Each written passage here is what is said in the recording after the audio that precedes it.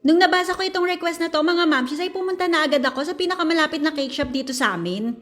At hindi nga round cake or rectangle yung gagawin natin kung hindi itong roll. Half roll nga lang sana yung bibilin ko kaya lang walang available dito sa pinakamalapit na branch sa amin. Kaya itong buo yung nabili ko pero kung gusto nyo naman na half lang yung gamitin ay pwede siya. Mas tipid din yon mga mamshis. Bale ito nga palang bili ko dito ay 299 pagkalahati syempre mas mura. Pero hindi ko lang sure kung available yon dun sa mga branch na malapit sa inyo. Dito kasi sa amin ay hindi. Bali, ililipat ko nga rin pala to ng cake board para mas maganda naman siyang tingnan.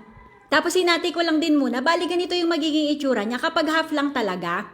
Pero dahil buo nga itong nabili ko ay gagamitin ko na lahat ng yan. Bali, ang gagawin ko na lang ay pagpapatungin para mas kumapal. Tapos nagtabas nga rin pala ako sa mga gilid niyan para magkasya siya dito sa cake board.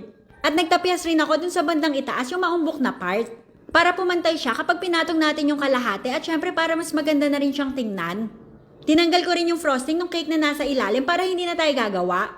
Kagaya kasi ng mga ibang cake natin dati ay hindi na rin tayo gagawa ng sarili nating frosting dito. Bale, eto na rin yung ipapandesign natin dyan. Etong frosting na ganito mga mamshis ay super dali niya lang pakinisin kesa dun sa mga icing. Kaya hindi naman ako nahihirapan dito. Bali, nilagay ko lang yung mga nakuha nating frosting dito sa mga gilid lalo na dun sa mga gap na pinagpatungan natin ng cake. Papantayin lang natin yan at saktong-sakto nga rin yung mga nakuha nating frosting dun sa kalahati ng cake. At mas gumanda nga rin yung itsura niya, mas tumaas. At para naman sa ating pandesign ay gagamit ako nitong mga pabalon na cake topper.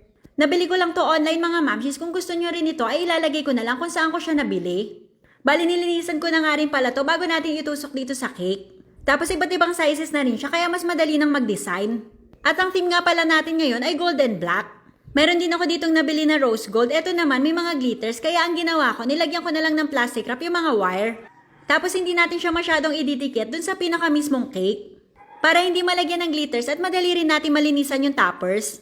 Just in case na gusto nyo siyang i-reuse, pwede pa kasi itong gamitin ulit basta linisan nyo lang mabuti. Hindi naman siya basta-basta nasisira kahit hugasan pa. Tapos ayan, pinagtutusok ko lang yung mga bola dyan. Okay na okay to mga mamshis dun sa mga nagtitipid at gusto nyong mapabongga itong simpleng cake roll. Mas mura rin kasi to kesa dun sa mga round cake or pa-rectangle. Pili nga lang yung mga designs na pwedeng gawin pero kung creative naman kayo ay siguradong maganda rin yung karalabasan yan. Bale, itong ginagawa natin ay pwede naman sa kahit anong okasyon. Kahit anong age nga yata ay pwede rin naman siya. Ito lang kasi yung naiisip kong design ngayon at saka kapag pinagsama naman yung gold at black ay bongga na rin. Hayaan nyo at iisipan ko na lang to ng design na pambata. Gusto nyo pa rin ba na cake roll yung gamitin natin? Or gusto nyo na mag-number cake naman tayo ulit? Lagay nyo lang dyan yung mga request nyo mga mamshis at babasahin ko yan at kapag kaya ni mamang gawin ay gagawin natin syempre. Yan, tapos naglagay nga rin pala ako dito ng chocolate na Ferrero. Parang bagay kasi siya dito sa ating team na gold and black.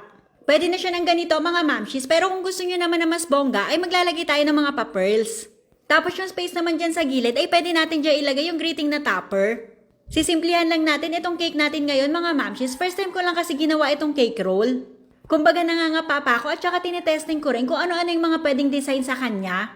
Kaya ito na muna yung gagawin natin na design ngayon saka ko na siya iisipan ng iba pa lalo na yung mga pambatang design. Mostly kasi ng mga request na natatanggap ko ay mga pambata talaga. Marami pala kasi yung mga mamshis natin dito na gustong mag-DIY para sa mga anak nila.